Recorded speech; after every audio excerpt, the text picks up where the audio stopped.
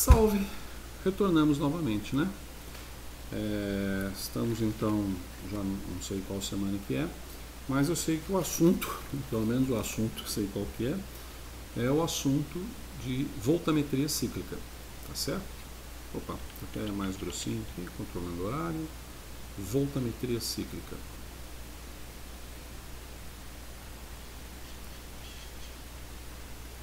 Beleza. Olha,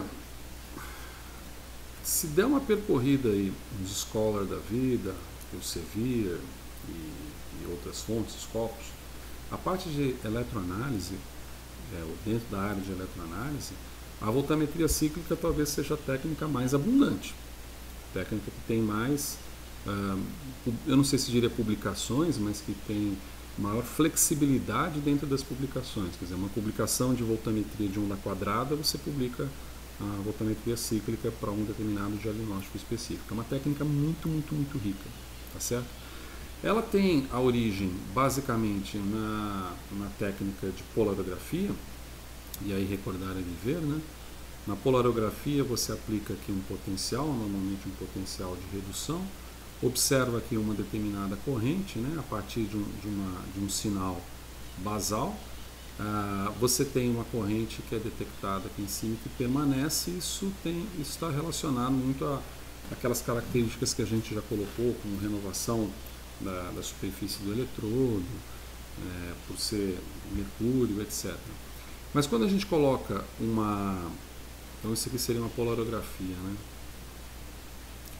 Quando a gente analisa a resposta de corrente em relação ao eletrodo sólido, um eletrodo de carbono, um eletrodo de ouro, um eletrodo de paládio, um eletrodo de platina, eletrodos de metais não nobres, entre aspas, como cobre também, alumínio, até aço inoxidável, né, e outros tantos metais, a gente observa que se você aplicar um potencial, agora já não importa tanto que seja um potencial redutor, porque se trata de uma técnica mais abrangente, você tem, acho que em alguma videoconferência acho que a gente acabou colocando isso, esse tipo de ascensão, né, de sinal, vamos dizer que você esteja partindo aqui do pressuposto de uma espécie que está reduzida, e essa espécie sofrerá, vamos fazer o contrário, vamos fazer igual ali, né?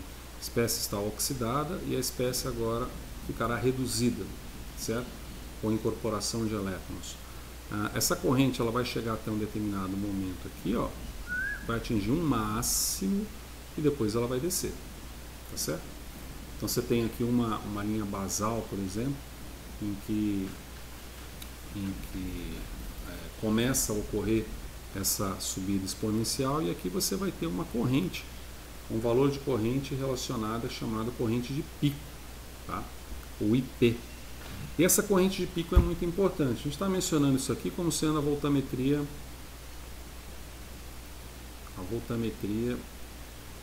de exploração ou varredura linear, né? Exploração ou varredura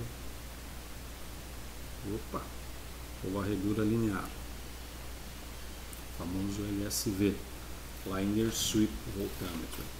Mas vamos controlar aqui o horário. Essa voltametria, apesar dela ser muito bacana, a gente vai mostrar os slides aqui, ela confere, vamos dizer assim, vários parâmetros que são interessantes do ponto de vista mecanístico da reação. Ela fica mais completa ainda e fornece mais informação ainda se, ao aplicar o potencial e observar uma corrente numa determinada direção, você reverter esse processo. Eu não vou fazer uma coisa muito bonitinha aqui não, já vou avisando. Você reverter esse processo e observar como esse processo ocorre, ou seja, se a gente estava indo em relação à redução, como que esse processo ocorre em relação à oxidação. Então aqui você teria um processo de redução, por exemplo, e aqui um processo de oxidação. Isso depende do material que a gente costuma pegar, né? Já comentamos sobre isso, se é IUPAC, se é norte-americano, porque essa notação de ir da esquerda do eixo da abscissa para a direita, num equipamento europeu, normalmente se dá no sentido da oxidação, de tal forma que esses picos aqui são correntes anódicas. Mas como os exemplos que a gente pegou aqui são exemplos da literatura para apresentar no slide, eu coloquei aqui de propósito, intencionalmente, vamos dizer assim, de oxidação para redução, porque aparece nessas obras como revertido, tá bem? Então, o que a voltametria cíclica pode te oferecer que a voltametria de varredura linear não oferece, né? Bom, ela oferece aqui, você tem aqui, nossa, mas ficou muito feio esse negócio aqui, né? Mas tudo bem, vai. Depois a gente...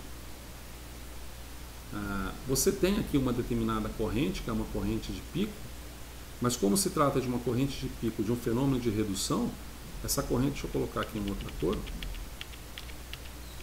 como se trata de uma corrente de redução, então essa corrente de pico é uma corrente catódica, tá? Ao passo que aqui embaixo você vai ter também uma corrente de pico, só que esse pico vai ser anódico. Como eu disse, pode haver uma inversão dependendo do equipamento que você trabalha, o anódico em cima e o catódico embaixo, tá certo? E não obstante, assim como na voltametria de varredura linear, este pico está relacionado também, quer dizer, vamos colocar aqui, né, que você tem, né, esse delta está relacionado aqui de pico, esse pico está relacionado também a um potencial, esse potencial aqui no caso da varredura linear é de pico, ao passo que aqui você vai ter dois, né? Você vai ter um determinado potencial aqui, que seria o potencial de pico catódico, e um pouco mais aqui à esquerda, ó, nesse meu desenho bem feioso, você vai ter um potencial de pico anódico. Então, do ponto de vista, vamos dizer assim, mais prático, o que nós estamos buscando aqui é que entre x e y você pegue um determinado parâmetro x e y a partir de um momento de pico qualquer, tá? A partir de um momento de pico qualquer. Agora, por que é mais interessante ou mais publicável, se não mais publicável, não, mas pior que é mais publicável mesmo. Por que a voltametria cíclica te oferece mais informação?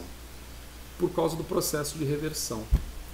Então, uma redução ela pode acontecer a partir de um analito em estado oxidado em solução, mas essa oxidação novamente pode não ocorrer de mesma forma, de mesma magnitude. Podem ocorrer algumas reações químicas no processo dessa redução, colaterais, seriam efeitos by-side, que faz com que você não consiga recuperar os mesmos valores desses picos, como você pegou do pico catódico para o pico anódico, e vice-versa. E aí você cria figuras geométricas diferentes que são passíveis de análises mecanísticas, tá? Havíamos combinado de não demorar muito nos vídeos, vou dar um corte rápido.